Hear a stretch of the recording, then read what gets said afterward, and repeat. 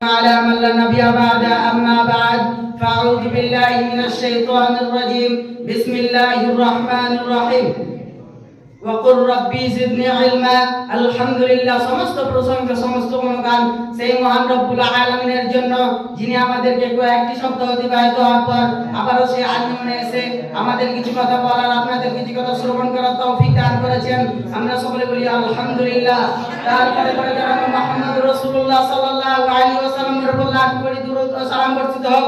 আমরা সকলে বলি আল্লাহুম্মা সাল্লি আলাইহি আল্লাহুম্মা বারিক আলাইহি। আমাকে বিষয় দেওয়া হয়েছে দিনের জ্ঞান অর্জনের মাধ্যম আপনাদের সামনে তুলে ধরবে ইনশাআল্লাহ মা তৌফিকি ইল্লা বিল্লাহ। আমাদের কুরআন ও হাদিসের জ্ঞান অর্জন করতে হলে সর্বপ্রথম আল্লাহর নিকট সাহায্য চাইতে হবে। আল্লাহ তাআলা বলেন ওয়াকুর রব্বি জিদনি ইলমা, আপনি বলেন হে আমার প্রতিপালক আমার জ্ঞানকে বিদ্যাকে বাড়িয়ে দিন। আল্লাহ তাআলা আরো বলেন উদউনি আস্তাজিব লাকুম, উদউনি তোমরা আমার নিকট দোয়া করো, আস্তাজিব লাকুম আমি তোমাদের দোয়া প্রার্থনা কবুল করব। অত্র আয়াত দ্বারা এটাই বোঝা যায় যে আমাদের সর্বপ্রথম আল্লাহর নিকট প্রার্থনা দোয়া করতে হবে। আল্লাহ যাকে চান তাকে দ্বীনের জ্ঞান দান করেন, যার কল্যাণ চান তাকে দ্বীনের জ্ঞান দান করেন। যেমন রাসূল সাল্লাল্লাহু আলাইহি ওয়াসাল্লাম বলেন মাইয়ুরিদুল্লাহু বিহি খায়রান ইউফাক্কিহু ফিদ-দ্বীন। অর্থ আল্লাহ তাআলা যার কল্যাণ চান তাকে দ্বীনের জ্ঞান দান করেন।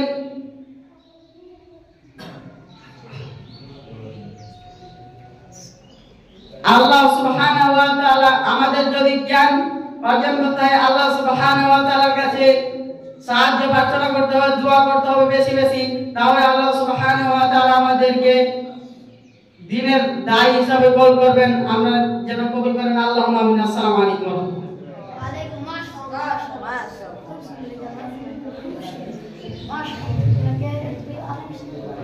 মাশাআল্লাহ আমাদের সামনে আবারও বিষয় নিয়ে আসছেন।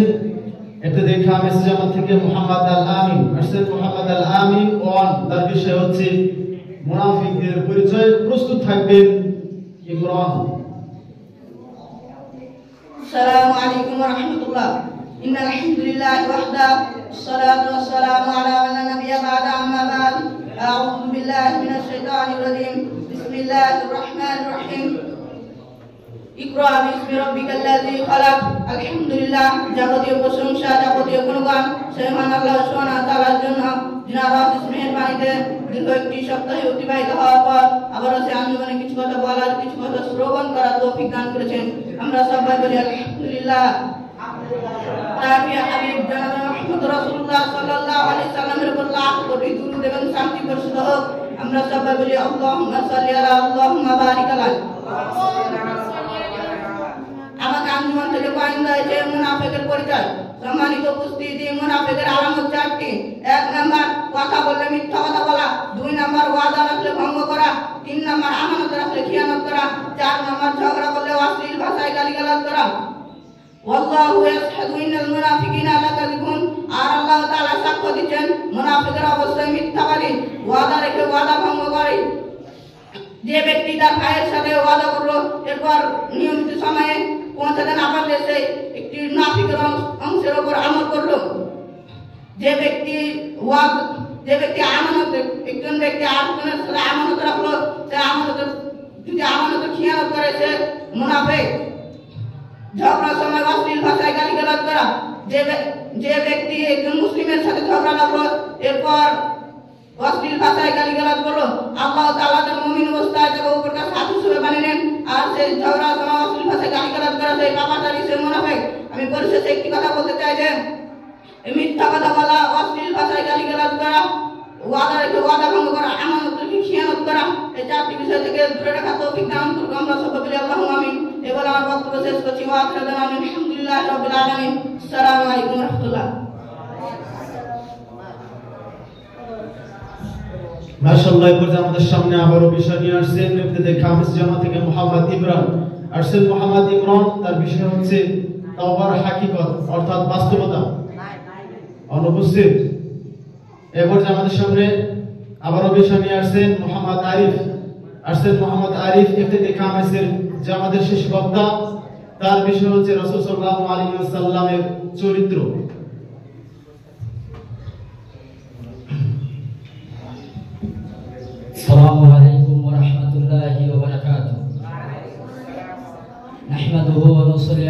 ورسوله الكريم أما بعد أعوذ بالله من الشيطان الرجيم بسم الله الرحمن الرحيم وما أرسلناك إلا رحمة للعالمين সমস্ত প্রশংসা সমস্ত গুণগান সে মহান রব্বুল আলামিনের জন্য যে মহান রব্বুল আলামিন আজকে আমাদেরকে সপ্তাহে গান্ধমানে আসার বসার কিছু কথা বলার এবং আপনাদের কিছু কথা শ্রবণ করার তৌফিক দিয়েছেন সেজন্য সে মহান রব্বুল আলামিনের কাছে লাখো কোটি শুকরিয়া বলি আলহামদুলিল্লাহ। এবং সাথে সাথে দরুদ ও সালাম আমাদের শ্রেষ্ঠ নবী মানবতার মুক্তির দূত যেই নবীর অক্লান্ত পরিশ্রমের মাধ্যমে পেয়েছি শান্তির ধর্ম ইসলাম সেই নবীর উপর দরুদ ও সালাম সকলে বলে সাল্লাল্লাহু আলাইহি সাল্লাম। সম্মানিত উপস্থিতি, আজকে আমাকে আঞ্জুমানের পক্ষ থেকে যে বিষয়টি নির্ধারিত করে দেওয়া হয়েছে সেটি হচ্ছে রাসূল সাল্লাল্লাহু আলাইহি সাল্লামের চরিত্র।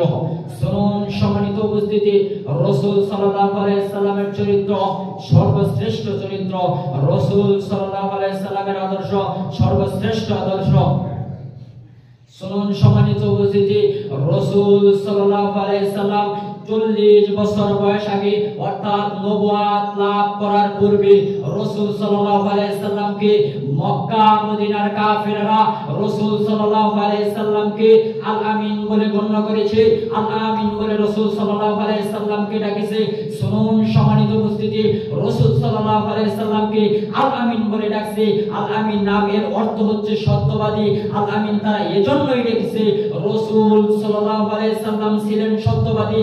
শুনুন সম্মানিত উপস্থিতি, বর্তমান বাংলাদেশের দিকে তাকান, ঠিক যেমন ভাবে নানা ধরনের ব্যাংক রয়েছে, ইসলামী সোনালী রূপালী ডাচ বাংলা, ঠিক তেমন ভাবে মানুষ যেমন ভাবে ব্যাংকের ভিতরে টাকা রাখে, মানুষ ভাবে যে সেই জায়গার ভিতরে আমার টাকা পয়সা রাখলে আমি সেখানে নিরাপদ থাকবো, সেটা মানুষ অনুভব করে, ঠিক তেমন ভাবে মক্কার কাফেররা পর্যন্ত আল্লাহর নবীর কাছে তাদের অর্থ রাখতো। শুনুন সম্মানিত উপস্থিতি, তারা আল্লাহর নবীর কাছে নিরাপদ মনে করত, এজন্য আল্লাহর নবীকে আল আমিন বলতো।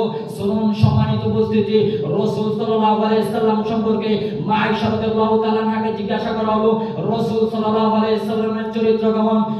রাসূল সাল্লাল্লাহু আলাইহি সাল্লামের চরিত্র কেমন? মা আয়েশা রাদিয়াল্লাহু তাআলা আনহা বলেন, রাসূল সাল্লাল্লাহু আলাইহি সাল্লামের চরিত্র হচ্ছে কোরআন, অর্থাৎ কোরআনই হচ্ছে রাসূল সাল্লাল্লাহু আলাইহি সাল্লামের চরিত্র। শুনুন সম্মানিত উপস্থিতি, রাসূল সাল্লাল্লাহু আলাইহি সাল্লাম সম্পর্কে আল্লাহ তাআলা কোরআনুল কারীমে বলেন, ওয়া মা আরসালনাকা ইল্লা রাহমাতাল লিল আলামিন, আমি তো তোমাকে সৃষ্টি করেছি পৃথিবীর বুকে করুণা রূপে সৃষ্টি করেছি। শুনুন সম্মানিত উপস্থিতি, আল্লাহ তাআলা কোরআনুল কারীম অন্য জায়গায় বলেন, ওয়া ইন্নাকা আলা খুলুকিন আযীম, তুমি তো অবশ্যই মহান চরিত্রের অধিকারী।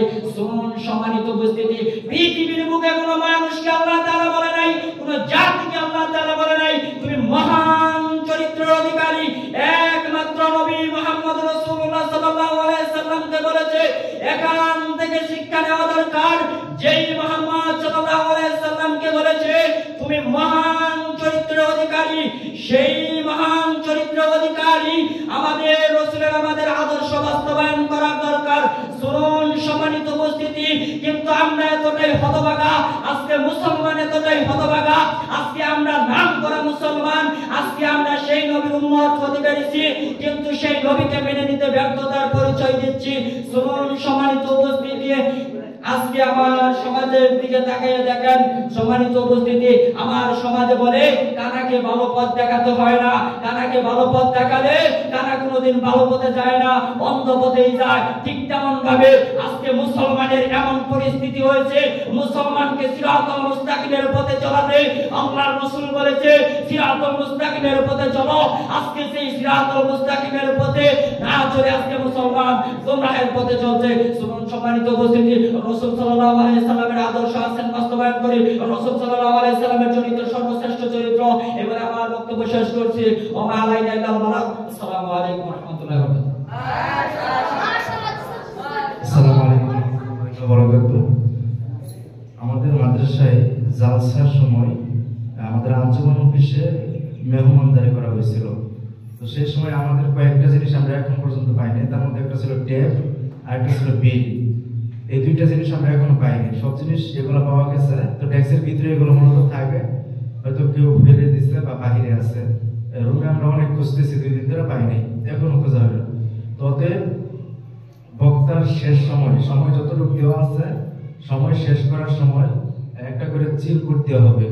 সেটা দিলে হাতে দিলে বুঝবেন যে আপনার সময় শেষের দিকে, মানে শেষ করে দিতে হবে, তার 1 মিনিটের মধ্যে শেষ করে দিতে হবে ইনশাআল্লাহ। আর ইনশাআল্লাহ অতি শীঘ্রই আমরা বিল সামনের আঞ্চল থেকে অবশ্যই আমার বিল থাকবে ইনশাআল্লাহ। আসসালামু আলাইকুম।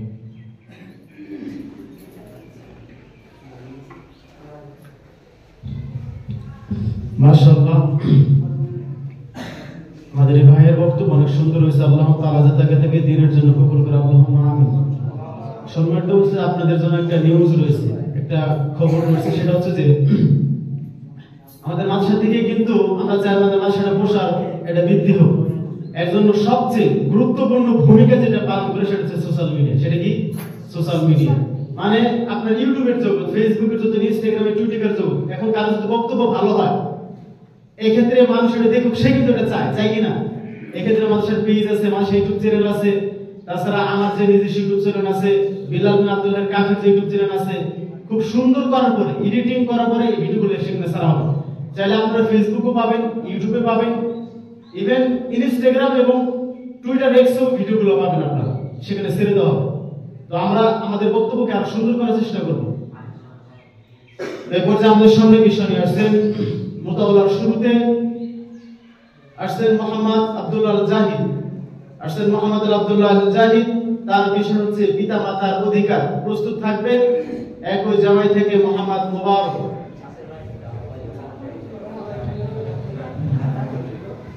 السلام عليكم ورحمة الله نحمده ونصلي على رسوله الكريم أما بعد أعوذ بالله من الشيطان الرجيم بسم الله الرحمن الرحيم اهدنا الصراط المستقيم আলহামদুলিল্লাহ, যাবতীয় প্রশংসা, যাবতীয় গুণগান একমাত্র মহান রব্বুল আলামিনের জন্য, যিনি আমাদেরকে আঞ্জুমানে আসার এবং বসার, কিছু কথা বলার এবং কিছু কথা শ্রবণ করার তৌফিক দান করেছেন। সেই মহান রব্বুল আলামিনের দরবারে আমরা শুকরিয়া জ্ঞাপন করি, আমরা সকলে বলি আলহামদুলিল্লাহ। তারপরে আমাদের প্রিয় নবী হযরত মুহাম্মদুর রাসূলুল্লাহ সাল্লাল্লাহু আলাইহি সাল্লামের প্রতি সংক্ষিপ্ত দরুদ পাঠ করি, আমরা সকলে বলি আল্লাহুম্মা সাল্লি আলাইহি আল্লাহুম্মা বারিক আলাইহি। আপনারা নিশ্চয় অবগত আছেন যে আমাকে আঞ্জুমানের পক্ষ থেকে যে বিষয়টি দেওয়া হয়েছে, সেই বিষয়টি হচ্ছে পিতামাতার অধিকার। পিতামাতা কারা? পিতামাতার ওসিলাতেই আমরা এই পৃথিবীতে আসতে পেরেছি। পিতামাতার অধিকার সম্পর্কে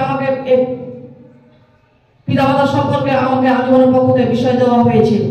আল্লাহ তাআলা পবিত্র কোরআনের মধ্যে বলে দিয়েছেন সূরা বানী ইসরাঈল 23 নম্বর আয়াতে, ওয়াকাদা রাব্বুকা আল্লা তা'বুদু ইল্লা ইয়্যাহু ওয়া বিল ওয়ালিদাইনি ইহসানা। আমার প্রভুর নির্দেশ যে তোমরা আল্লাহ ছাড়া কারো ইবাদত দাসত্ব করবে না এবং পিতামাতার সাথে সদ্ব্যবহার করবে। অত্র আয়াতে আমরা বুঝতে পারছি যে আল্লাহ তাআলার দাসত্বের পরেই আমাদেরকে পিতামাতার আনুগত্য করতে হবে। পিতামাতার আনুগত্য না করলে আমরা কখনো জান্নাতে যেতে পারবো না। কিন্তু বাস্তব সমাজের দিকে একটু লক্ষ্য করে দেখুন, পিতামাতাকে কেউ খেতে দিচ্ছে না, বৃদ্ধাশ্রমে রেখে আসছে। শুনুন সম্মানিত উপস্থিতি, এক হাদিসে আনা আবি হুরায়রা রাদিয়াল্লাহু তাআলা আনহু قال رجل يا رسول الله صلى الله عليه وسلم من هو حق بحسن صحابتي قال أمي قال ثم قال আবু হুরায়রা রাদিয়াল্লাহু তাআলা থেকে বর্ণিত, তিনি বলেন রাসূল সাল্লাল্লাহু আলাইহি সাল্লামকে এক ব্যক্তি জিজ্ঞাসা করলেন, আমার কাছ থেকে সবচেয়ে কে বেশি উত্তম চরিত্রের অধিকারী? তিনি বললেন তোমার মা। তিনি আবার জিজ্ঞাসা করলেন তারপর কে? তিনি বললেন তোমার মা। তিনি আবার জিজ্ঞাসা করলেন কে? তারপর তিনি বললেন তোমার মা। তারপর চতুর্থ নম্বরে জিজ্ঞাসা করার সময় তিনি বললেন তারপর কে? তিনি বললেন তোমার বাবা।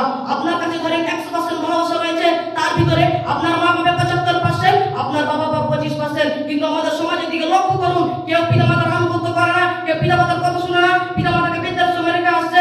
আপনি যদি আপনার শরীরের পতঙ্গগুলো বিক্রি করে দেন, তা আপনার মায়ের এক ফোঁটা দুধের ঋণ শোধ করতে পারবেন না। সুবহানাল্লাহ। আপনি সেই পিতামাতাকে কেমন করে আপনি বৃদ্ধাশ্রমে রেখে আসেন? আপনি পিতামাতার কথা মানেন না। কেমন আল্লাহ রাসূল সাল্লাল্লাহু আলাইহি ওয়াসাল্লাম এক হাদিসে বলেন, আল জান্নাতু তাহতা উকদামিল উম্মাহাত, নিশ্চয় মায়ের পদতলে সন্তানের বেশ। কিন্তু আমাদের সমাজে দিয়ে লক্ষ্য করলে মায়ের পায়ের তলে সন্তানের বেশ তো দূরের কথা, সন্তানের কথা মাফ না শুনলে তাকে খেতে দেয় না, একবেলা খেতে ভালো মতন দেয় না। কিন্তু আমাদের উচিত পিতামাতার সাথে ভালো ব্যবহার করতে হবে। পিতামাতার সাথে ভালো ব্যবহার করলেই আমরা পাবো জান্নাত।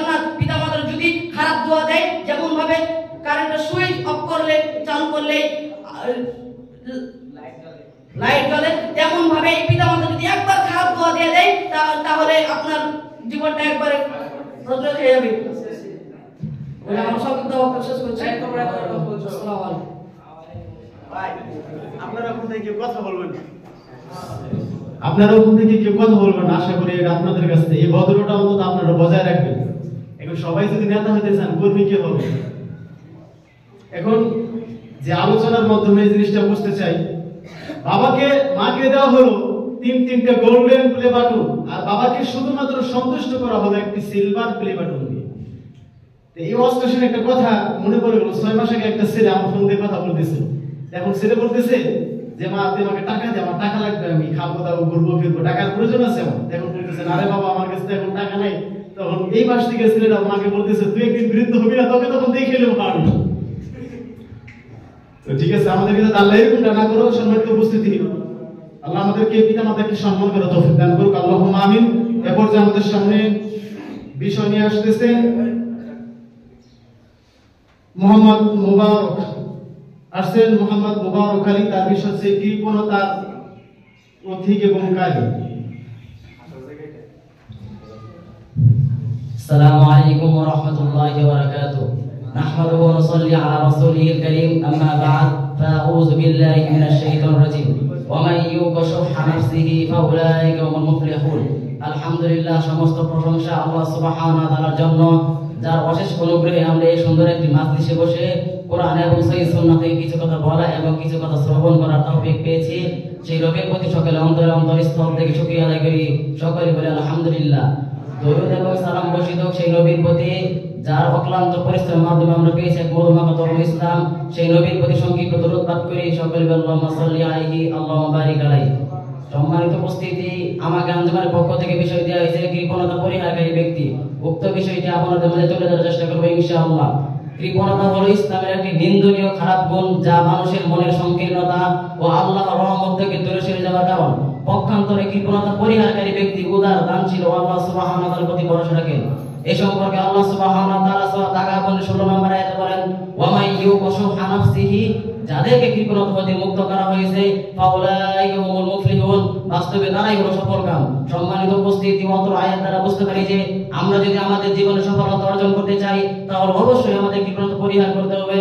শুধু তাই নয়, রাসূল সাল্লাল্লাহু আলাইহি ওয়াসাল্লাম বলেছেন, ইন্নাল্লাহা ইউহিব্বুল মুনফিকিল জাওয়াদ, নিশ্চয়ই আল্লাহ সুবহানাহু ওয়া তাআলা দানশীল ব্যক্তিকে ভালোবাসেন, ওয়া ইয়াবগিদু শাহিয়াল বাখিল, এবং কৃপণকে পছন্দ করেন।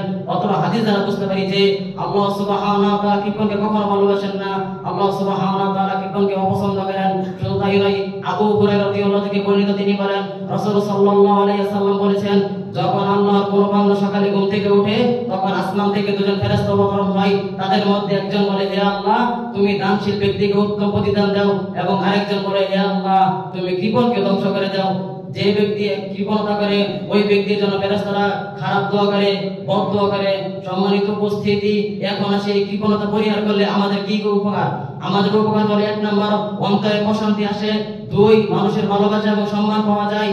3, দানশীল এবং উদার মনের মানুষ হওয়া যায়। 4, আল্লাহ সন্তুষ্টি অর্জন করা যায়। সম্মানিত উপস্থিতি, আল্লাহ সন্তুষ্টি অর্জন করতে পারবে যারা কৃপণতা পরিহার করে, আর আল্লাহ সন্তুষ্টি অর্জন করতে পারলে অবশ্যই জান্নাতে যেতে পারবে। সম্মানিত উপস্থিতি, আল্লাহ সুবহানাহু ওয়া তাআলা যেন আমাদের প্রত্যেককে কৃপণতার ভয়াবহতা বুঝে কৃপণতা পরিহার করে আল্লাহ সুবহানাহু ওয়া তাআলার রাস্তায় দান করে জীবন গড়ার তৌফিক দান করুক। সকল আল্লাহুম্মা আমিন। এবার বক্তব্য শেষ করছি। নাসরুম মিনাল্লাহি ওয়া ফাতহুম করিম। আসসালামু আলাইকুম ওয়া রাহমাতুল্লাহি ওয়া বারাকাতুহু।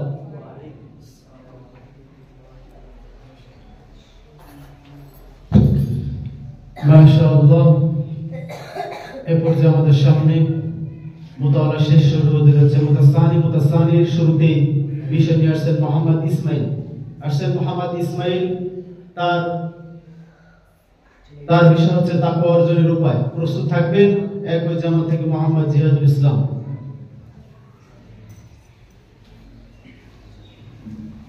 আসসালামু আলাইকুম ওয়া রাহমাতুল্লাহি ওয়া বারাকাতুহু।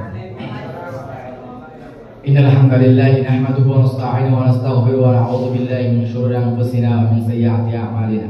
আম্মা বা'দ, আউযু বিল্লাহি মিনাশ শাইতানির রাজীম। বিসমিল্লাহির রাহমানির রাহিম। ওয়া মান ইয়াত্তাকিল্লাহা ইয়াজ'আল লাহু মাখরাজা ওয়া ইয়ারযুকহু মিন হাইথু লা ইয়াহতাসিব। আলহামদুলিল্লাহ, সমস্ত প্রশংসা আল্লাহ সুবহানাহু ওয়া তাআলার প্রতি, যে মহান রব্বুল আলামিনের অক্লান্ত পরিশ্রমের মাধ্যমে আজকে আমরা এই আঞ্জুমান ইসলাহ লিসানে উপস্থিত হতে পেরেছি। সেই আল্লাহ সুবহানাহু ওয়া তাআলার প্রতি একবার শুকরিয়া আদায় করে সকলে বলি আলহামদুলিল্লাহ।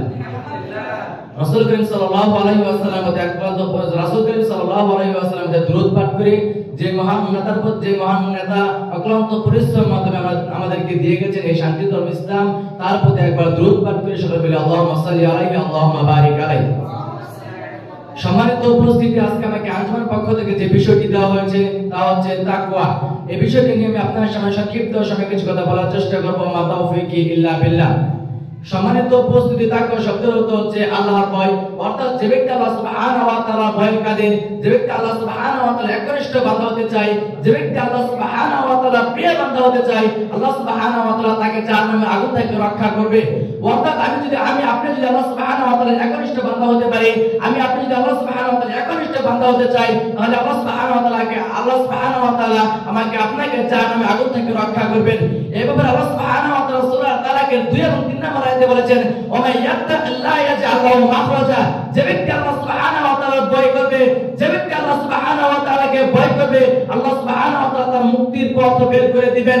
অর্থাৎ যে ব্যক্তি আল্লাহ সুবহানাহু ওয়া তাআলাকে ভয় করবে, আল্লাহ সুবহানাহু ওয়া তাআলা তাকে জাহান্নামের আগুন থেকে রক্ষা করবেন। পরবর্তীতে আয়াতে আল্লাহ সুবহানাহু ওয়া তাআলা বলেছেন, ওয়া ইয়ারযুকু মিন হাইথু লা ইয়াহতাসিব। অর্থাৎ আল্লাহ সুবহানাহু ওয়া তাআলা তাকে এমন পদ্ধতিতে রিজিক প্রদান করবেন যে সে নিজে কল্পনা করতে পারবে না। সম্মানিত উপস্থিতি, যদি আপনি আল্লাহ সুবহানাহু ওয়া তাআলাকে ভয় করি, যদি আপনার অন্তর আল্লাহ সুবহানাহু ওয়া তাআলা ভয় কাঁদে, তাহলে আল্লাহ সুবহানাহু ওয়া তাআলা আপনাকে মুক্তির পথ বের করে দিবেন এবং আল্লাহ সুবহানাহু ওয়া তাআলা আপনাকে রিজিক এমন পদ্ধতিতে প্রদান করবেন যে আপনি নিজেও কল্পনা করতে পারবো না। সম্মানিত উপস্থিতি, কিন্তু আজকে আমাদের সমাজের অবস্থা এমন হয়েছে যে আমরা আল্লাহ সুবহানাহু ওয়া তাআলাকে ভয় করি না, আমরা আল্লাহ সুবহানাহু ওয়া তাআলার একনিষ্ঠ বান্দা হতে চাই না।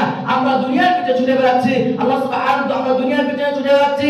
আমরা কিভাবে বিশাল বিশাল অট্টালিকা নির্মাণ করব, আমরা কিভাবে বিশাল ধন সম্পদ অর্জন করব, আমরা কিভাবে বিশাল টাকা পয়সার মালিক হব। কিন্তু আল্লাহ সাল্লাল্লাহু আলাইহি ওয়াসাল্লাম বলেছেন, ইন্নাল্লাহা লা ইয়ানজুরু আসওয়ারিকুম ওয়া আমওয়ালিকুম ওয়ালাকিন ইয়ানজুরু ইলা কুলুবিকুম ওয়া আমালিকুম। আবু হুরায়রা রাদিয়াল্লাহু আনহু বলেন, রাসূল করিম সাল্লাল্লাহু আলাইহি ওয়াসাল্লাম বলেছেন, নিশ্চয়ই আল্লাহ সুবহানাহু ওয়া তাআলা মানুষের বাহ্য ধন সম্পদের দিকে তাকাবেন না, বরং তিনি মানুষের অন্তরের দিকে তাকাবেন। অর্থাৎ আপনার অন্তর যদি ঠিক থাকে, তাহলে আল্লাহ সুবহানাহু ওয়া তাআলা আপনাকে জান্নাতে যাওয়ার পথ সহজ করে দিবেন। সম্মানিত উপস্থিতি, আল্লাহ সুবহানাহু ওয়া তাআলা মানুষের ধন সম্পদ তাকাবেন না, ধন সম্পদের দিকে তাকাবেন না। আল্লাহ সুবহানাহু ওয়া তাআলা আমাদের প্রত্যেককে সেই ধন সম্পদ থেকে বেঁচে থাকার তৌফিক দান করেন। আল্লাহুম্মা আমিন। এবং আমরা প্রত্যেকে যেন আল্লাহ সুবহানাহু ওয়া তাআলার একনিষ্ঠ বান্দা হতে পারি এবং আমরা প্রত্যেকে যেন আল্লাহ সুবহানাহু ওয়া তাআলাকে ভয় করতে পারি। আল্লাহ সুবহানাহু ওয়া তাআলা ভয় যেন আমাদের অন্তর কাঁদে। আল্লাহ সুবহানাহু ওয়া তাআলা আমাদের প্রত্যেককে সেই তৌফিক দান করেন। আল্লাহুম্মা আমিন। আসসালামু আলাইকুম ওয়া রাহমাতুল্লাহি ওয়া বারাকাতুহু। মাশাআল্লাহ, অত্যন্ত সুন্দর। এই পর্যায়ে আমাদের সামনে বিষয় নিয়ে আসতেছেন সানি থেকে মোহাম্মদ জিহাদুল ইসলাম। আসছেন মোহাম্মদ জিহাদুল ইসলাম, তার বিষয় হচ্ছে জান্নাতের বিবরণ।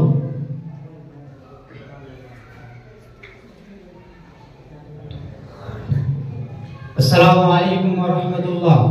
ইন্নাল হামদালিল্লাহি ওয়াহদা ওয়াসসালাতু ওয়াসসালামু আলা মান লা নাবিয়্যা বা'দা, আম্মা বা'দ।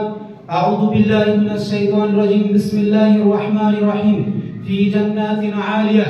আলহামদুলিল্লাহ, সমস্ত প্রশংসা আল্লাহ সুবহানাহু ওয়া তাআলার, যে আল্লাহ সুবহানাহু ওয়া তাআলার অশেষ মেহেরবানিতে বিগত একটি সপ্তাহ অতিবাহিত হওয়ার পর এই আঞ্জুমানে এসে কিছু কথা বলার এবং কিছু কথা শ্রবণ করার তৌফিক দান পেয়েছি। সে আল্লাহ সুবহানাহু ওয়া তাআলার প্রশংসা করি আমরা সকলে অন্তরস্থল থেকে বলি আলহামদুলিল্লাহ।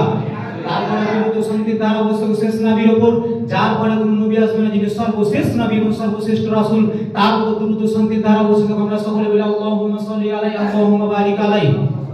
সম্মানিত উপস্থিতি, আপনারা নিশ্চয় অবগত আছেন যে আমাকে আঞ্জুমান থেকে বিষয় দেওয়া হয়েছে জান্নাতের বিবরণ। জান্নাত হচ্ছে মুমিনদের জন্য অনুপম অতুলনীয় শান্তি নিবাস, যা পরকালীন জীবনে লাভ করবে পার্থিব জীবনের সৎকর্মের বিনিময় স্বরূপ।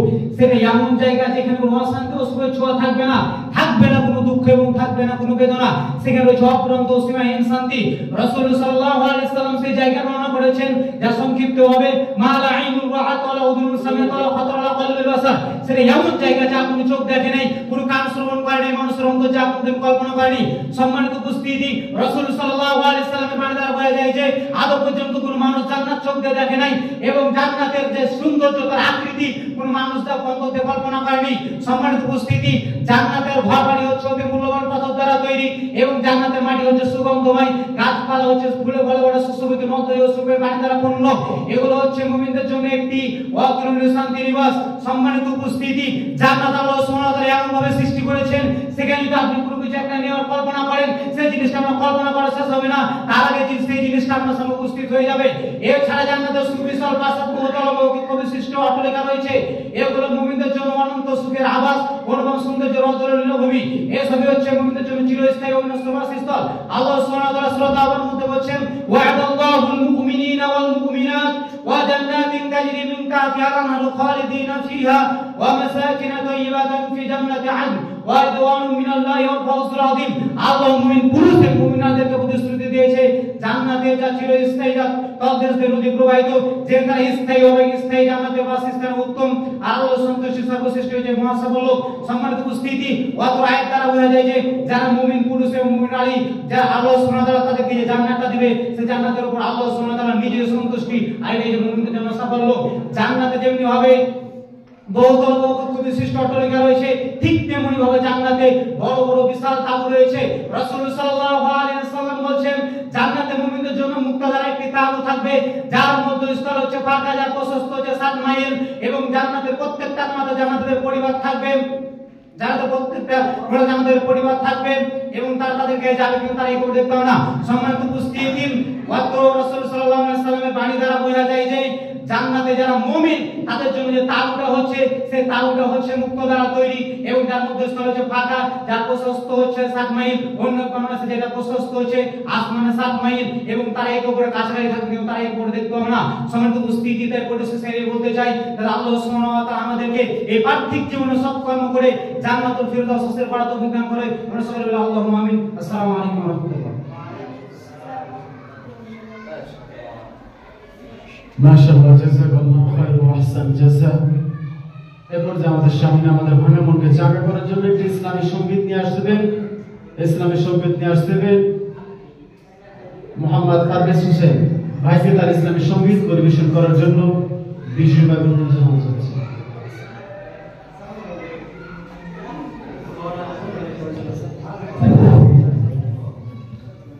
আসসালামু আলাইকুম ওয়া রাহমাতুল্লাহি ওয়া বারাকাতুহু।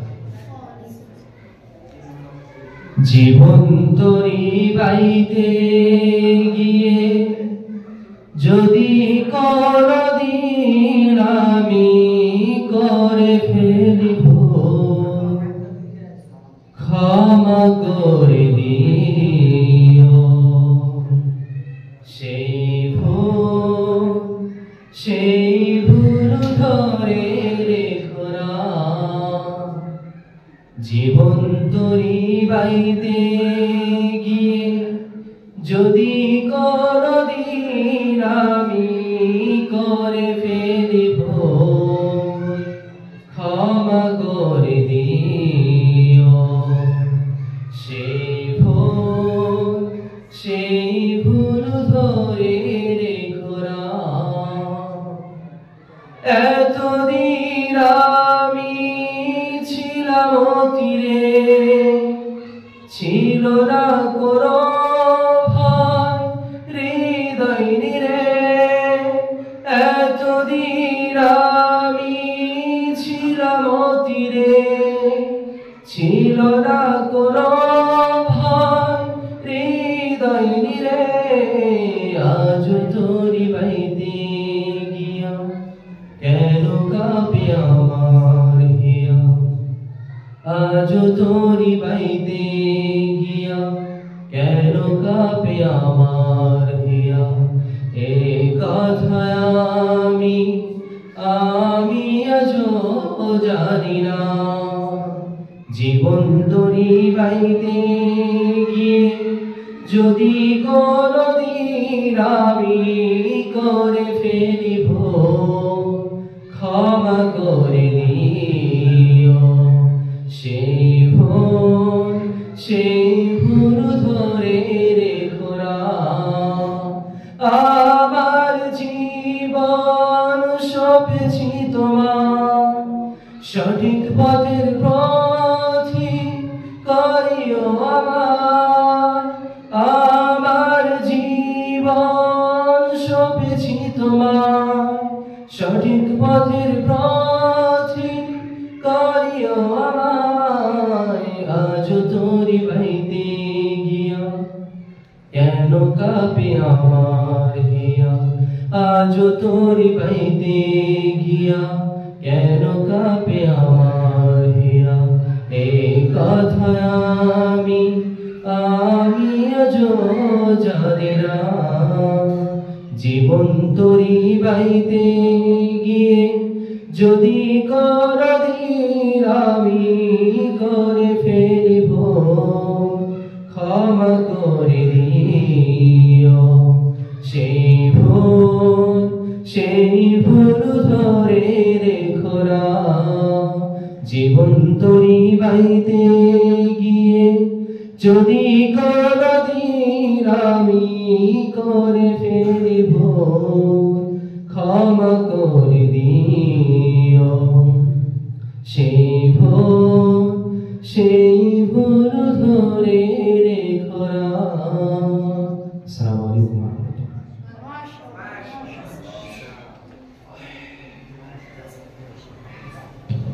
মাশাআল্লাহ, গজল ভালো লাগে নাকি? ভালো লাগছে না? সুন্দর হয়েছে। আরাজা ভাইয়ের গজলকে পছন্দ করে একজন ভাই তাকে পুরস্কার উঠিয়ে দিচ্ছেন। দুজন গেস্ট এসে আসার জন্য বিশেষভাবে অনুরোধ জানাচ্ছি। এ পর্যায়ে অতুল মাদ্রাসাকুল ইসলামী মোহাম্মদ আনোয়ারুল ইসলাম নাতিজা পেশকারক, তিনি তাকে পুরস্কার উঠিয়ে দিবেন। তাকে পুরস্কার উঠিয়ে দেওয়ার জন্য অনুরোধ জানাচ্ছি।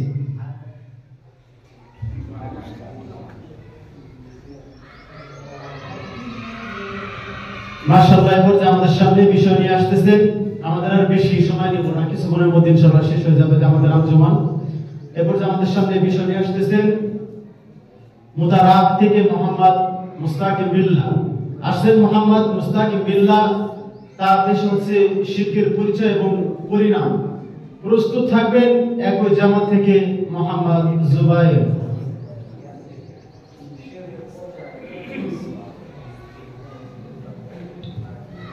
السلام عليكم ورحمة الله وبركاته. إن الحمد لله وحده والصلاة والسلام على من لا نبي بعده أما بعد. أعوذ بالله من الشيطان الرجيم. بسم الله الرحمن الرحيم. لئن أشركت ليحبطن عملك. الحمد لله সমস্ত প্রশংসা আল্লাহ তাআলার জন্য, যিনি আমাদেরকে পূর্বের ন্যায় আজকেও আঞ্জুমান ইসলাহুল লিসানে সুস্থ শরীরে বসার তৌফিক দান করেছেন। আলহামদুলিল্লাহ। শান্তি অবতীর্ণ হোক সেই রাসূলের উপর, যিনি সর্বশেষ এবং সর্বশ্রেষ্ঠ, যার আদর্শে আদর্শিত হতে পারলে জান্নাত সুনিশ্চিত। সকলে বলি সাল্লাল্লাহু আলাইহি ওয়াসাল্লাম। সম্মানিত উপস্থিতি, আজকের সংক্ষিপ্ত সময়ে আলোচনার বিষয়বস্তু হচ্ছে শিরকের পরিচয় ও পরিণাম।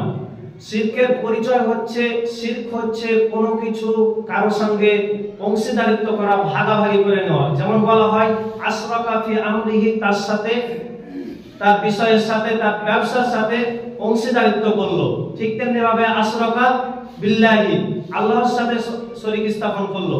সম্মানিত উপস্থিতি, কোন ব্যক্তি যদি ওলি আউলিয়া, দরবেশ, খানকা মাজার, যে কোনো গাছপালা, পাথরের কাছে অঙ্গ প্রত্যঙ্গ এবং অন্তরের মাধ্যমে ইবাদতের ন্যায় কোনো কিছু করাকেই শিরক বলে। এবং শিরকের পরিণাম হচ্ছে, শিরক করলে যে ব্যক্তি শিরক করে মারা যাবে, যে ব্যক্তি শিরক করবে তার সমস্ত আমল বাতিল হয়ে যাবে। আল্লাহ সুবহানাহু ওয়া তাআলা সূরা জুমআর 65 নম্বর আয়াতে আল্লাহ তাআলা বলেছেন লাইন আশরাকতা লা ইয়াহতাকান্না আমালুক। হে মুহাম্মদ, যদি আপনি শিরক করেন তাহলে আপনার সমস্ত আমল বাতিল হয়ে যাবে, নষ্ট হয়ে যাবে।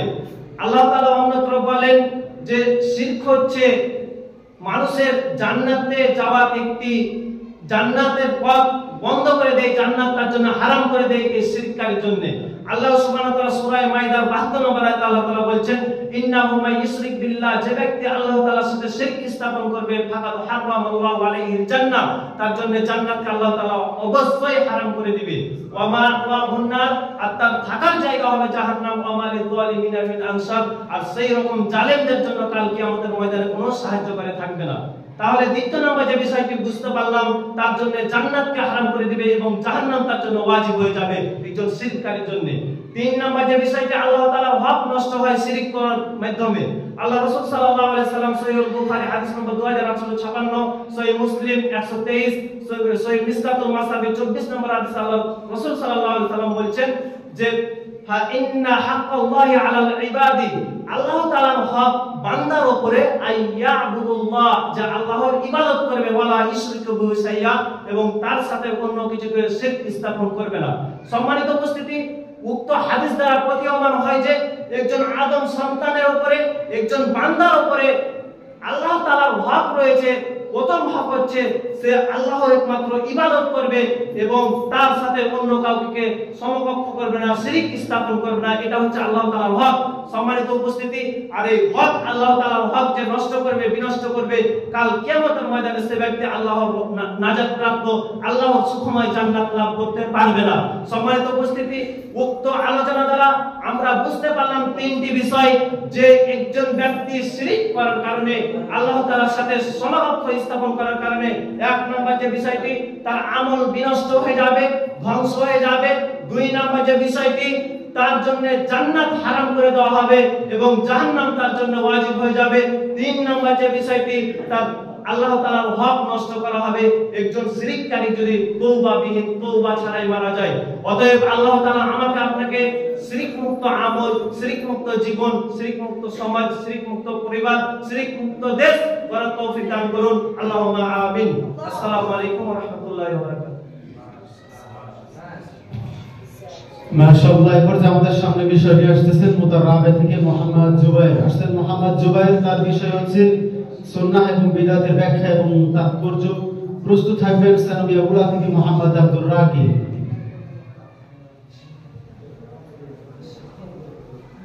আসসালামু আলাইকুম ওয়া রাহমাতুল্লাহি ওয়া বারাকাতুহু। ইন্নাল হামদালিল্লাহি নাহমাদুহু ওয়া নুসাল্লি আলা রাসূলিল কারীম, আম্মা বা'দ, ফাআউযু বিল্লাহি মিনাশ শাইতানির রাজীম। ইয়া আইয়ুহাল্লাযীনা আমানু আতিউল্লাহ ওয়া আতিউর রাসূল ওয়া লা তুতিলু আমালাকুম।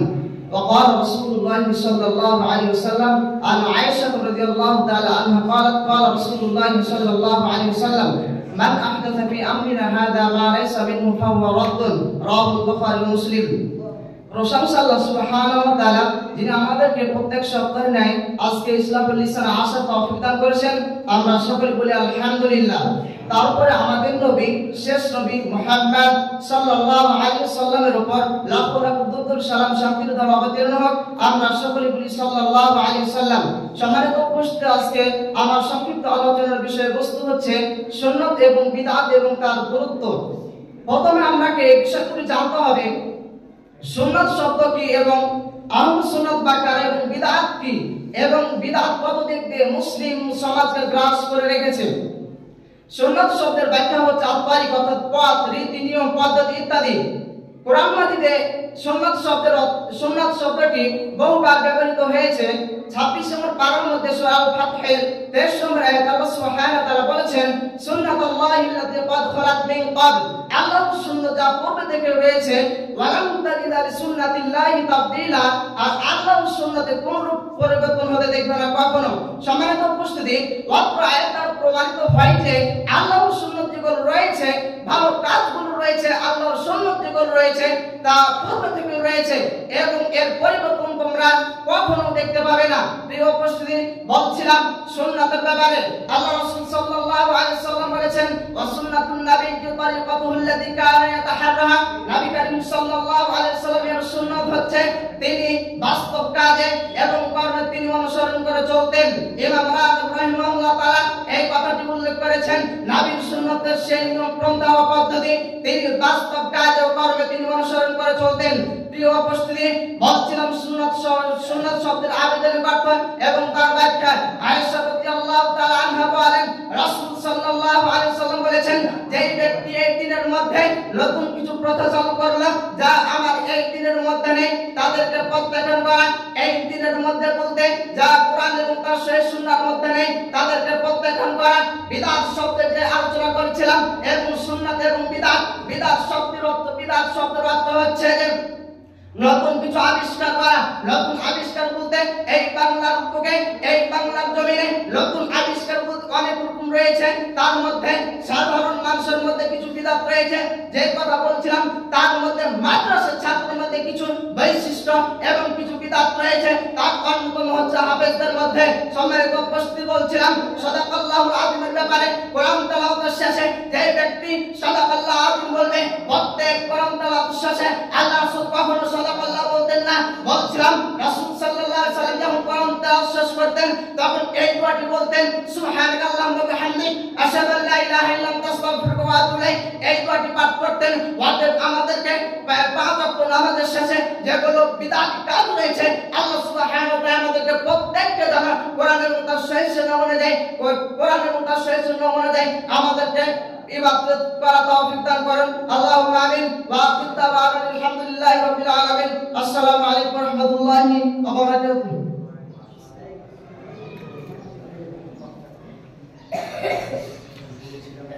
মাশাআল্লাহ, অত্যন্ত সুন্দর আলোচনা করলেন। এরপর যে আমাদের সামনে বিষয় নিয়ে আসতেছেন মোহাম্মদ রাকিবুল, আসছেন মোহাম্মদ রাকিব, আসছেন সালবিয়া উল্লাহ থেকে। তার বিষয় হচ্ছে বিবাহের গুরুত্ব এবং তার ফজিলত।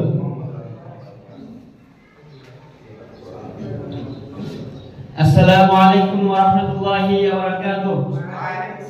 ইন্নাল হামদালিল্লাহি ওয়াহদাহু ওয়াস-সালাতু ওয়াস-সালামু আলা মান লা নাবিয়্যা বা'দা, আম্মা বা'দ। ফাআউযু বিল্লাহি মিনাশ শাইতানির রাজীম। বিসমিল্লাহির রাহমানির রাহিম। ওয়া আনকিহুল আয়ামা মিনকুম ওয়াস-সালিহিনা মিন ইবাদিকুম ওয়া ইমাইকুম ইন ইয়াকুনু ফুকারা ইউগনিহিমুল্লাহু মিন ফাদলিহি ওয়াল্লাহু ওয়াসিউন আলীম। আলহামদুলিল্লাহ, সমস্ত প্রশংসা সেই মহান রব্বুল আলামিনের জন্য, যিনি আমাদেরকে প্রতি সপ্তাহে ন্যায় আবার এই আঞ্জুমানে এসে বসার তৌফিক দান করেছেন। সকলে বলি আলহামদুলিল্লাহ। তারপরে পরে আহমদে মুস্তাফা, মুহাম্মদে মুস্তাফা, হযরত মুহাম্মদ সাল্লাল্লাহু আলাইহি ওয়াসাল্লাম, যিনার অক্লান্ত পরিশ্রমের কারণে আমরা এই মহান ইসলামকে ফিরে পেয়েছি, তারপর লাখো কোটি বর্ষিত হোক। সকলে বলি আল্লাহুম্মা সাল্লি আলাইহি, আল্লাহুম্মা বারিক আলাইহি। সম্মানিত উপস্থিতি, আপনারা নিশ্চয় অবগত আছেন যে আঞ্জুমানের পক্ষ থেকে আমার বিষয়ে দেওয়া হয়েছে বিবাহের গুরুত্ব ও ফজিলত। মানুষ প্রকৃতিগতভাবে সমাজবদ্ধ হয়ে বাস করতে অভ্যস্ত। একাকী বাস করা মানুষের স্বভাব সিদ্ধ নাই, তাই প্রয়োজন পড়ে কিছু সাথীর, প্রয়োজন পড়ে সঙ্গিনীর। বিবাহ মানুষকে এমন কিছু সাথী দান করে, বিবাহ মানুষকে সঙ্গিনী দান করে যারা হবে একান্ত আপন। মানুষ সংসারে স্বয়ং সম্পূর্ণ নাই, বিবাহ মানুষকে দান করে বহু আত্মীয় স্বজন, বিবাহ মানুষকে দান করে বহু সহায় সহচর। মানুষের প্রকৃতিতে যে যৌন ক্ষুধা আছে তা দূর করার একমাত্র বৈধ ব্যবস্থা হলো বিবাহ। বিবাহ জীবনে আনে শান্তি, মনে আনে স্থিরতা, চরিত্র আনে পবিত্রতা, পৃথিবী আলাদা রাখার একমাত্র বৈধ ব্যবস্থা হলো বিবাহ। রাসূল সাল্লাল্লাহু আলাইহি ওয়াসাল্লাম বলেছেন, তোমাদের মধ্যে যারা অবিবাহিত তাদের বিবাহ সম্পাদন করো, এবং তোমাদের মধ্যে যারা অবিবাহিত তারা যদি বিয়ের সামর্থ্য রাখে তাহলে তারা যেন বিয়ে করে, তারা যদি বিয়ের সামর্থ্য না রাখে তাহলে যেন রোজা রাখে। এই হাদিস থেকে আমরা বুঝতে পারি যে আমাদের মধ্যে যাদের বিয়ের সামর্থ্য আছে তারা যেন বিয়ে করে, অর্থাৎ বিয়ের অনেক গুরুত্ব রয়েছে। আর যাদের বিয়ের সামর্থ্য নেই, মহান আল্লাহ তাআলা তাদেরকে নিজ অনুগ্রহে অভাবমুক্ত করে দেবেন। মহান আল্লাহ তাআলা সূরা নূরের 32 নম্বর আয়াতে বলেন, ওয়া আনকিহুল আয়ামা মিনকুম ওয়াস-সালিহিনা মিন ইবাদিকুম ইউগনিহিমুল্লাহু মিন ফাদলিহি ওয়াল্লাহু ওয়াসিউন আলীম। অর্থাৎ যারা তোমাদের মধ্যে যারা অবিবাহিত তারা তাদের বিবাহ সম্পাদন করো, এবং তোমাদের মধ্যে যারা দাস দাসী আছে তাদের বিবাহ সম্পাদন করো। তারা যদি প্রস্তুত হয়ে থাকে মহান আল্লাহ তাআলা তাদেরকে নিজ অনুগ্রহে অভাব মুক্ত করে দেবেন। এই আয়াত থেকে আমরা বুঝতে পারি যে যদি আমরা অভাবগ্রস্ত হয়ে থাকি এবং নিজের চরিত্রকে পবিত্র রাখার জন্য, ব্যভিচার থেকে বাঁচার জন্য বিবাহ করি, তাহলে মহান আল্লাহ তাআলা আমাদেরকে নিজ অনুগ্রহে, মহান আল্লাহ তাআলা নিজ অনুগ্রহে আমাদেরকে অভাব মুক্ত করে দেবেন। মহান আল্লাহ তাআলা রাসূল সাল্লাল্লাহু আলাইহি ওয়াসাল্লাম আরো বলেন, عن عائشة رضي الله عنها قالت قال رسول الله صلى الله عليه وسلم النكاح من سنتي فمن لم يعمل بسنتي فليس مني। আয়েশা রাদিয়াল্লাহু আনহা বর্ণিত তিনি বলেন, রাসূল সাল্লাল্লাহু আলাইহি ওয়াসাল্লাম বলেছেন, আন-নিকাহু মিন সুন্নতি, বিবাহ আমার সুন্নাত, ফামান লাম ইয়ামাল বিসুন্নতি ফালাইসা মিন্নি। সুতরাং যে আমার এই সুন্নাতের উপর আমল করবে না সে আমার দলভুক্ত নয়। এই হাদিস থেকে আমরা বুঝতে পারি যে বিবাহের অনেক গুরুত্ব রয়েছে, বিবাহের অনেক গুরুত্ব রয়েছে। মহান আল্লাহ তাআলা যেন আমাদের যাদের সামর্থ্য আছে তাদেরকে উক্ত বিষয়টির উপর আমল করার তৌফিক দান করেন। সকলে বলি আল্লাহুম্মা আমিন। এই বলে আমার বক্তব্য শেষ করছি। আসসালামু আলাইকুম ওয়া রাহমাতুল্লাহি ওয়া বারাকাতুহু।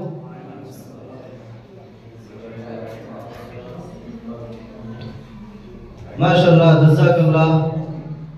বড় ভাইকে অসংখ্য ধন্যবাদ। যেমন একটি বিষয় উপস্থাপনা করেছে যে বিষয়টি অনেকের বাস্তব জীবনে প্রয়োজন, তাই আমাদের যার যার এই বিষয়টি প্রয়োজন তারা দ্রুত বিষয়টি সমাধান করার চেষ্টা করবে ইনশাআল্লাহ। আমাদের আঞ্জুমান শেষ পর্যায়ে একদম শেষ লগ্নে চলে আসছে। এখন আমরা যার অপেক্ষায় বসে আছি এতক্ষণ আমাদের প্রধান বক্তা, প্রধান আলোচক, সদর জামালপুর থেকে আগত ইন্টারন্যাশনাল মিডিয়া ব্যক্তিত্ব আমাদের মঞ্চে উপস্থিত আছেন।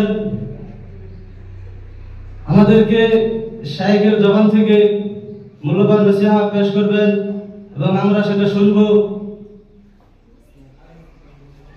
ছাত্র সংসদের পক্ষ থেকে শায়েখকে তার মূল্যবান নসিহত পেশ করার জন্য সবিনয় অনুরোধ করছি। ফালিয়াতাফাদ্দাল মাশকুরা।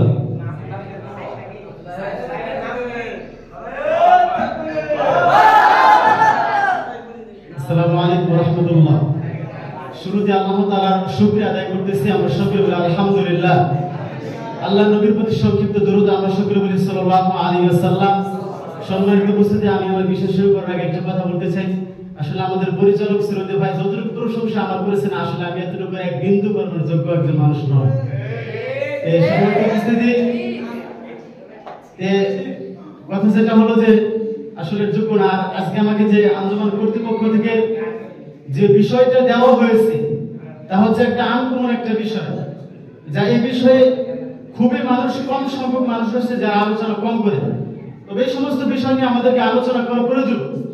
যদি এটা কোরআন এবং হাদিসের তাকওয়া এবং জাহান্নাম, কুফর কিংবা অন্য কোনো বিষয় হতো তাহলে না ধারাবাহিকতা হবে, জোর স্পিড বক্তব্য দেওয়া যেত।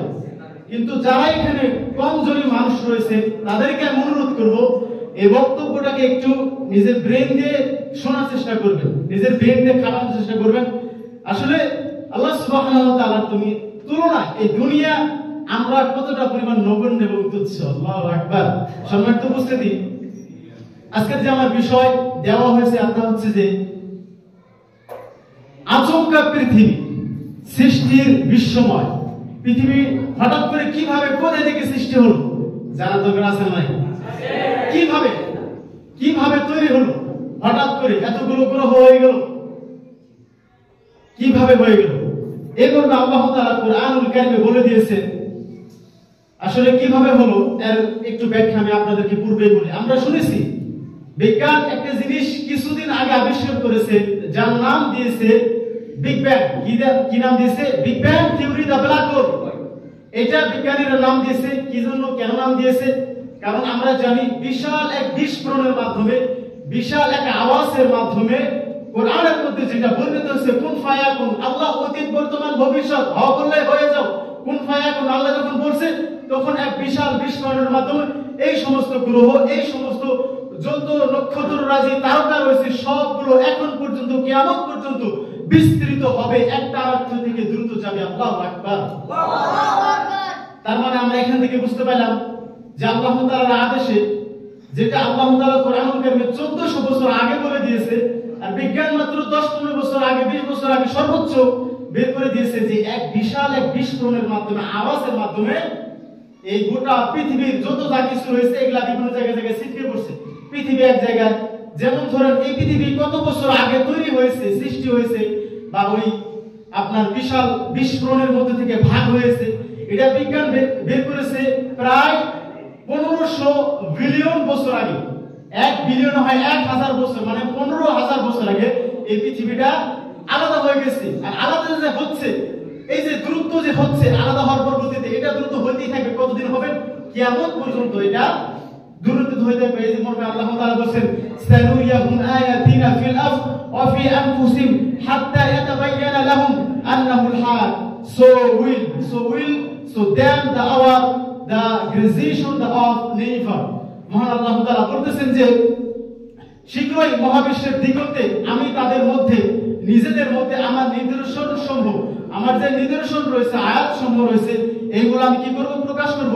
ফলে তাদের কাছে মনে হবে এই দৃশ্য, এই নিদর্শন গুলো অতি সত্য। সত্য কিনা? সত্য।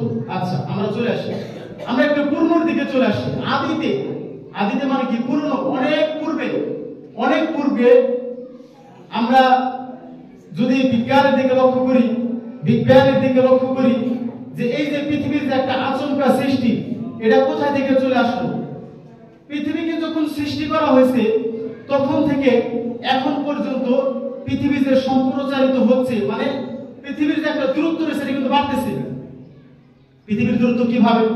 যেমন ধরে একটা ছেলে বিবাহ করলো, বিবাহ করার পরবর্তীতে তার পরিবার হলো, পরিবার হওয়ার পরবর্তীতে তার একটা গোষ্ঠী হলো, তার ছেলের থেকে সন্তান, তার নাতির থেকে সন্তান, এভাবে গোষ্ঠীটা সম্প্রচারিত হচ্ছে কিনা? হচ্ছে। কিন্তু ঠিক অনুরূপ ভাবে আল্লাহ তাআলার আদেশে যখন পৃথিবীকে আল্লাহ তাআলা সৃষ্টি করতেছেন তখন একটা আরেকটার থেকে, একটা গ্রহ আরেকটার থেকে তখন দূরে সরে যাচ্ছে। এটা কতদিন হবে? কিয়ামত পর্যন্ত হবে। আল্লাহ তাআলা বলেন ফারজিআল বাসরা হাল তারা মিন ফুতুর সুম্মা রজিআল বাসরা কাররাতাইন। অতএব আকাশের দিকে তুমি দৃষ্টি ফিরাও, আকাশের দিকে তুমি লক্ষ্য করো যে তুমি কোনো ত্রুটি দেখতে পাও কিনা, এটার দিকে বারবার তাকাও। আল্লাহ তাআলা বলতেছেন কোরআনের মধ্যে রসায়ন সম্পর্কে, বিজ্ঞান সম্পর্কে মিনিমাম 1000 উপর আয়াত রয়েছে। বিজ্ঞান শব্দটা হচ্ছে বাংলা শব্দ, যার আরেকটি বাংলা হচ্ছে সেটা হচ্ছে আপনার বিশেষ জ্ঞান, মানে অতিরিক্ত জ্ঞান। আর সায়েন্স যার হচ্ছে ইংলিশ।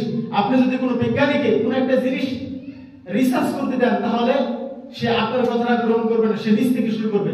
আমি যদি বলি যে ভাই তোমার এই মাইক সম্পর্কে কি ধারণা, সে মাইকের নিচ থেকে চলে আসবে। আমি যদি বলি ভাই এই গাছ সম্পর্কে কিন্তু তোমার কি ধারণা, সে এখান থেকে রিসার্চ করবে না, সে একদম শিকড় থেকে চলে আসবে। তাহলে সম্মানিত উপস্থিতি, কথা বেশি বাড়াবো না। আর তা হচ্ছে যে আমরা এই বিষয় থেকে এটাই জানতে পাই যে বিজ্ঞান আর ব্ল্যাক হোল এই দুটো জিনিসের মধ্যে কি পার্থক্য। বিগ ব্যাং এবং ব্ল্যাক হোল কথাটা বোঝার চেষ্টা করেন। বিগ ব্যাং তো আমরা জানলাম হঠাৎ করে তৈরি হয়ে গেছে, আল্লাহ তাআলার আদেশে বিজ্ঞান বের করছে কিছুদিন আগে। আর আল্লাহ তাআলা বলে দিয়েছেন কোরআনুল কারীমের মধ্যে 1400 বছর আগে। এখন আর একটা দিকে চলে আসি, সেটা হচ্ছে যে একটা গেল বিগ ব্যাং আর একটা হচ্ছে ব্ল্যাক হোল। এখন ব্ল্যাক হোলটা কি এর মর্মে আল্লাহ তাআলা কোরআনুল কারীমে বলে দিয়েছেন, শুধু আমি অনুবাদটাই করতেছি। কোরআনুল কারীমে বলা হয়েছে যে এভাবে মহান আল্লাহ তাআলা এমন একটা ব্ল্যাক হোল তৈরি করেছেন, এমন একটা কি তৈরি করেছেন? Black hole. ব্ল্যাক হোল জিনিসটা কি? সেটা হচ্ছে যেমন আমি আপনাদেরকে জনসাধারণ ভাষায় বোঝাই, যেমন রাক্ষস আমরা শুনেছি গল্প, এখন হয়তো আছে কিনা জানি না, আগে কিন্তু এটা মানুষ খাইতো, এটা আমরা জানি। সেটা হচ্ছে যে কর্তৃপক্ষের কাছ থেকে আমি 1 মিনিট সময় চেয়ে নিচ্ছি। এই যে ব্ল্যাক হোল কিন্তু উপরে রয়েছে, এই ব্ল্যাক হোলগুলো বিশাল আকার ধারণ করে রয়েছে, বিশাল আকৃতি ধারণ করেছে। যারা একটা ব্ল্যাক হোলের মধ্যে পৃথিবীকে খেয়ে ফেলে, একটা তারকা খেয়ে ফেলে, একটা ব্ল্যাক হোল অনেক বড়। তাহলে পৃথিবীর উপরে সাইডে বাইরে এরকম কত ব্ল্যাক হোল রয়েছে? একটা ব্ল্যাক হোল এমন বড় যার মধ্যে একটা যদি পৃথিবীকে ছেড়ে দেওয়া হয় তাহলে পৃথিবীটা কত ছোট। একটা শিশু যদি তার মুখের মধ্যে যদি একটা চকলেট গিলিয়ে ফেলে, এটা যেমন তার কাছে কত ছোট, ঠিক অনুরূপ ভাবে এই ব্ল্যাক হোলের তুলনায় এই পৃথিবী, আমাদের পৃথিবী এত ছোট। আল্লাহু আকবার। তাহলে এই ব্ল্যাক হোল যদি এত বড় হয়ে থাকে, এই নক্ষত্র যদি এত বড় হয়ে থাকে, এই ইউনিভার্স যদি এত বড় হয়ে থাকে, এই মাল্টিভার্স যদি এত বড় হয়ে থাকে, একটা তারকা পৃথিবীর থেকে মিনিমাম 13 লক্ষ গুণ বড়। আল্লাহু আকবার। এটা কি আজকালকার কথা? তাহলে এই আল্লাহ তাআলাকে আপনাকে শ্রদ্ধা এবং তার ইবাদতের মাধ্যমে তাকে মনোরঞ্জন করতে হবে। মহান আল্লাহ সুবহানাহু ওয়া তাআলা যাতে মনোরঞ্জন করার তৌফিক দান করে, আল্লাহুম্মা আমিন। বিজ্ঞান সম্পর্কে আল্লাহ তাআলা আরো বলেছেন আল্লাযী খালাকা সাবআ সামাওয়াতি তিবাকা মা তারা ফি খালকির রহমান বিতাফাউত ফারজিআল বাসরা হাল তারা মিন ফুতুর। আল্লাহ তাআলা আরো বলেছেন সূরা মাআরিজে, আল্লাহ তাআলা আরো বলেছেন কোথায়? সূরা বুরুজে, আল্লাহ তাআলা আরো বলেছেন সূরা ওয়াকিয়া, আল্লাহ তাআলা আরো বিভিন্ন আয়াতে বলেছেন সূরা তাওবা, সূরা নূর, বিভিন্ন জায়গায় আল্লাহ তাআলা কিয়ামত সম্পর্কে এবং বিজ্ঞান সম্পর্কে বের করেছেন। কিন্তু আমরা এটা আজকে থেকে দূরে সরিয়েছি। আমরা মাদ্রাসার সাথে বিজ্ঞানকে এক চোখে দেখি আর কোরআন হাদিসকে আরেক চোখে দেখি। অথচ কোরআন হাদিস তো প্রত্যেকটার মধ্যে সায়েন্স ঢুকে রয়েছে, বিজ্ঞান ঢুকে রয়েছে। অতএব সম্মানিত উপস্থিত, কথার মধ্যে ভুল ত্রুটি আমার দৃষ্টি দেখার চেষ্টা করবেন। আল্লাহ তাআলা যাতে আমাদের সৃষ্টির দিকে তাকিয়ে তার দিকে ভয় করার তৌফিক দান করে। আমরা সকলে বলি আল্লাহুম্মা আমিন। এই বলে আমি আমার কথা এখানে শেষ করছি। আখির দাওয়ানা আলহামদুলিল্লাহি রাব্বিল আলামিন। আসসালামু আলাইকুম ওয়া রাহমাতুল্লাহ। মাশাআল্লাহ, জাযাকাল্লাহ শাইখ, অসংখ্য ধন্যবাদ যে সৃষ্টির রহস্য সম্পর্কে আমাদেরকে অবগত করার জন্য।